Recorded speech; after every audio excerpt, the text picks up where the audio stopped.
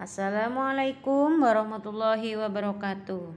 Bertemu kembali dalam pembelajaran SKI kelas 5 SD Darussolah. Sebelum kita memulai pembelajaran, mari kita berdoa terlebih dahulu. Bismillahirrahmanirrahim. Rabbi zidni ilma warzuqni fahma. Amin ya rabbal alamin. Hari ini kita akan membahas tentang Perang Uhud. Silahkan disimak videonya bersama-sama. Perang Uhud. Gunung Uhud, namanya terdokumentasikan secara epik oleh sejarah sebagai bagian dari perjuangan Nabi Muhammad SAW dan para sahabatnya menghadapi kaum Quraisy. Bulan Syawal tahun ketiga Hijriah, gunung ini menjadi saksi bagaimana akhir dari sebuah perang bisa memberi pelajaran berharga bagi kaum muslimin. Setahun sebelumnya, pertempuran pertama kaum muslim melawan Quraisy Mekah terjadi di Lembah Badar. Perang tersebut membuat Nabi Muhammad tidak hanya dikenal sebagai pemimpin agama, tetapi juga ahli strategi perang yang mumpuni. Abu Sufyan, salah satu pemimpin Quraisy Mekah, segera melakukan persiapan besar-besaran demi pembalasan. Tokoh Quraisy ini sangat terpukul atas kekalahan di Lembah Badar, sehingga melakukan persiapan yang benar-benar matang. Bukan hanya pasukan infanteri yang dipersiapkan, tetapi juga pasukan berkuda atau yang dikenal sebagai kavaleri. Sebanyak 3.000 infanteri dipersiapkan oleh Abu Sufyan. Sebagian dari pasukan infanteri tersebut dilengkapi dengan baju besi. Dalam waktu yang singkat, Abu Sufyan berhasil mengumpulkan pasukan yang terdiri dari 3.000 infanteri dan 200 kavaleri. Dan sekarang mereka pun menuju Madinah. Bukan hanya pasukan yang besar dan bersenjata lengkap, Abu Sufyan juga membawa pakar strategi perang berpengalaman, Khalid bin Walid. Abu Sufyan tidak lupa membawa Hubal, berhala atau tuhan kaum Quraisy Mekah yang paling besar. Tidak ingin mengulangi kesalahan yang sama seperti di Perang Badar, kini pasukan Quraisy Mekah mengambil jalan di dekat sumber-sumber air. Mereka mengambil tempat perkemahan di Lembah Sabkhah, sebuah tempat yang memiliki 2 mata air. Sementara itu, Madinah dalam kondisi yang tenang, tidak ada aktivitas militer, karena penghuninya belum mengetahui bahaya yang sudah mendekat. Ketenangan itu berakhir ketika seseorang yang diutus paman Nabi, Abbas, datang membawa surat dari Mekah. Nabi dan para sahabat akhirnya menyadari bahwa bahaya telah sangat dekat. Nabi segera mengirim orang untuk mengintai gerak-gerik pasukan musuh yang berkemah di Lembah Sabkhah.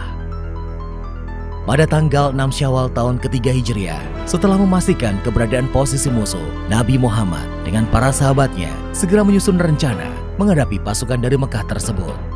Melihat kekuatan musuh yang lebih kuat dan terlatih daripada yang dihadapi dalam Perang Badar, Nabi Muhammad mengusulkan agar menunggu musuh masuk ke Madinah dan melawan mereka dengan cara perang kota. Cara ini akan membuat musuh terjebak dalam kelompok-kelompok kecil, sehingga lebih mudah dihadapi daripada melawan mereka di tempat terbuka. Namun, kaum muslim masih dihinggapi euforia dari kemenangan di Lembah Badar. Beberapa sahabat mengusulkan kepada Nabi agar menyambut musuh di luar kota Madinah. Setelah mendengar usulan tersebut, Nabi Muhammad masuk ke rumah dan keluar dengan memakai baju zirah dan menyiapkan senjata. Melihat sikap Nabi, para sahabat terkejut. Mereka pun saling berbicara satu sama lainnya dan merasa telah membangkang terhadap perintah Nabi. Para sahabat kemudian meminta Hamzah menyampaikan bahwa mereka tunduk kepada segala keputusan Nabi. Hamzah sengaja yang diminta karena beliau adalah paman Nabi. Nabi pun menjawab bahwa dirinya bukanlah seorang nabi jika menanggalkan baju zirah dan senjatanya sebelum perang dimulai. Pasukan muslim yang dipimpin langsung oleh Nabi Muhammad segera bergerak menyongsong musuh di pegunungan Uhud. Nabi Muhammad memimpin 1.000 infanteri dan 50 pemanah. Kekuatan yang sebenarnya masih jauh tidak sebanding untuk mengimbangi pasukan Abu Sufyan. Bergerak meninggalkan Madinah, pasukan muslim mulai dilanda perpecahan. Abdullah bin Ubay ibnu Salul dan 300 pasukannya memutuskan kembali ke Madinah. Dia beralasan karena musuh tidak kunjung dijumpai. Selain itu, dia menganggap melawan di dalam kota lebih baik daripada di tempat terbuka.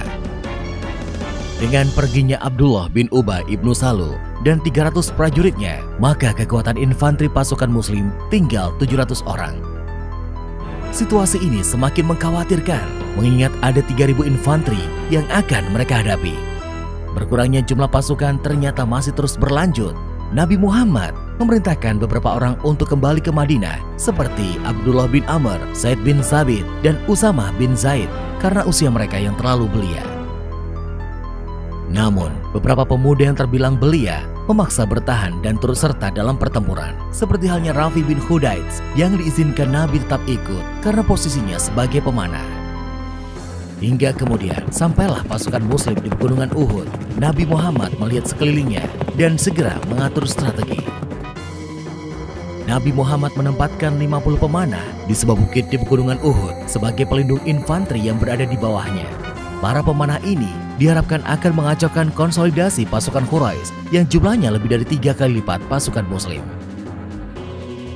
Nabi Muhammad memberikan pesan penting kepada pasukan pemanah tersebut bahwa mereka jangan sampai meninggalkan posisinya dalam situasi apapun. Apakah pasukan di bawah mereka menang atau kalah, pasukan pemanah harus tetap siaga di posisinya. Dan perang pun sudah diambang mata seiring pasukan Quraisy Mekah yang semakin dekat. Perang pun semakin mendekat. Pasukan muslim yang dipimpin langsung oleh Nabi Muhammad membentuk formasi tempur di Gunung Uhud. Pasukan Quraisy Mekah tidak menduga bahwa mereka akan bertemu pasukan muslim di Gunung Uhud. Dua kekuatan sudah saling berhadap-hadapan. Sesuai tradisi bangsa Arab, mereka akan saling mengirimkan wakilnya dalam duel 1 lawan 1. Duel antara wakil dari pihak pasukan muslim dan pasukan Quraisy berlangsung sangat menegangkan. Hasil dari duel tersebut sedikit banyak akan mempengaruhi mental dari pasukan yang diwakilinya. Seperti kejadian di Lembah Badar, wakil dari kaum Quraisy lagi-lagi mengalami kekalahan dalam duel tanding tersebut. Setelah duel tanding, perang yang sebenarnya pun berlangsung. Pasukan kavaleri Quraisy bergerak lebih dahulu dan diikuti infanteri. Sedangkan pasukan muslim bersiap sambil menghunuskan tombaknya menyambut gerak maju pasukan Quraisy. Begitu pasukan Quraisy Mekah semakin dekat, tiba-tiba saja anak-anak panah berhamburan dari puncak Gunung Uhud. Hujan anak panah membuat kavaleri tertahan. Mereka harus menghindari anak-anak panah yang menghujam mereka tanpa henti. Melihat kavaleri mereka tertahan oleh serbuan anak panah, infanteri Quraisy Mekah bergerak maju. Kedatangan mereka disambut oleh pasukan muslim yang sudah siap dalam posisi tempur. Setelah berhasil menghindari hujan anak panah, pasukan kavaleri Quraisy Mekah mundur untuk melakukan konsolidasi ulang. Hujan anak panah dan jatuhnya korban di pihak pasukan kavaleri membuat mereka mencari cara lain untuk merangsek maju. Begitu melihat kavaleri mundur, pasukan pemanah di puncak Uhud mengalihkan sasaran mereka ke bagian ekor infanteri Quraisy Mekah. Meskipun dilengkapi dengan baju zirah, pasukan infanteri tersebut tetap kewalahan menghadapi hujan anak panah. Pasukan infanteri Quraisy terbelah akibat serbuan anak panah yang mengacaukan barisan belakang mereka. Mengetahui pasukan di belakang mereka telah mundur, bagian depan infanteri Quraisy Mekah mulai jatuh mental. Mereka terjebak di antara hujan anak panah di belakang dan pasukan muslim yang terkoordinasi rapi di depan mereka. Tidak ada pilihan lain bagi infanteri yang di depan selain mundur. Sambil melindungi diri dari sergapan anak panah, mereka mundur untuk menggabungkan diri dengan pasukan di belakang. Mundur dalam kondisi panik, pasukan Quraisy Mekah tidak menghiraukan kawan-kawan mereka yang terluka maupun mati. Perlengkapan yang mereka miliki pun ditinggalkan begitu saja. Pasukan tersebut benar-benar kocar-kacir mencari perlindungan. Sementara itu, pasukan pemanah yang melihat mundurnya pasukan Mekah melihat banyak barang bawaannya ditinggalkan. Pasukan pemanah tergiur oleh harta rampasan perang, segera menuruni bukit. Ibnu Jubair, pemimpin pasukan pemanah, memperingatkan dengan sekuat tenaga agar tidak melupakan pesan Nabi. Tapi sia-sia, para pasukan pemanah tersebut turun dari bukit di pegunungan Uhud. Di lain pihak, turunnya pasukan pemanah tersebut dilihat oleh Khalid bin Walid dari pihak Quraisy. Nalurinya sebagai ahli strategi perang berpengalaman segera bicara.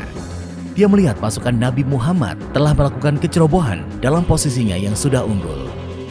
Khalid bin Walid yang melihat peluang pun melakukan serangan balik. Dia membawa kavalerinya bergerak melingkar ke belakang Gunung Uhud. Kemenangan pasukan muslim yang sudah di depan mata itu berubah menjadi bencana ketika secara tiba-tiba kavaleri yang dipimpin Khalid bin Walid menyerang dari belakang. Serangan tidak terduga itu membuat pasukan muslim kalang kabut. Situasi semakin parah setelah pasukan infanteri Quraisy Mekah menyerang dari depan. Pasukan muslim pun terkepung di kaki Gunung Uhud. Di tengah kepanikan tersebut, para sahabat masih memikirkan keselamatan Nabi Muhammad. Beberapa di antara mereka menjadi perisai hidup bagi keselamatan Nabi. Mereka gugur, syahid dengan tubuh penuh anak panah. Namun pengorbanan mereka tidak sia-sia. Nabi Muhammad berhasil selamat dari kepungan tersebut. Bertempur tanpa koordinasi, pasukan muslim menderita korban yang cukup banyak. Salah satu korban tersebut adalah Hamzah bin Abdul Muthalib, paman dari Nabi. Korban yang jatuh di pihak Quraisy Mekah pun terbilang banyak, meskipun tidak sebanyak yang diderita pasukan muslim. Setelah bertempur beberapa saat lamanya, pasukan Quraisy memutuskan mundur dan kembali ke Mekah. Setelah perang usai, Nabi mensolatkan dan memakamkan para sahabat yang gugur syahid di Gunung Uhud. Nabi sendiri mengalami luka-luka yang cukup parah. Situasi kacau akibat kelalaian yang dilakukan oleh sebagian pasukan muslim memberikan mereka pelajaran berharga tentang pentingnya persatuan dan kepatuhan pada perintah pemimpin dalam sebuah peperangan. Hari itu juga pasukan muslim dan Nabi Muhammad kembali ke Madinah. Berdasarkan pelajaran berharga dari Gunung Uhud, Nabi Muhammad dan para sahabatnya bersiap menghadapi peperangan berikutnya. Nah, terima kasih sudah menyimak video kisah tentang perang Uhud. Tugasnya ialah tuliskan rangkuman berikut ini di dalam buku tulis kalian. Tidak perlu difoto karena akan ada pengumpulan lebih lanjut. Terima kasih. Akhirul kalam, wallahul muwaffiq ila aqwamit thoriq. Wassalamualaikum warahmatullahi wabarakatuh.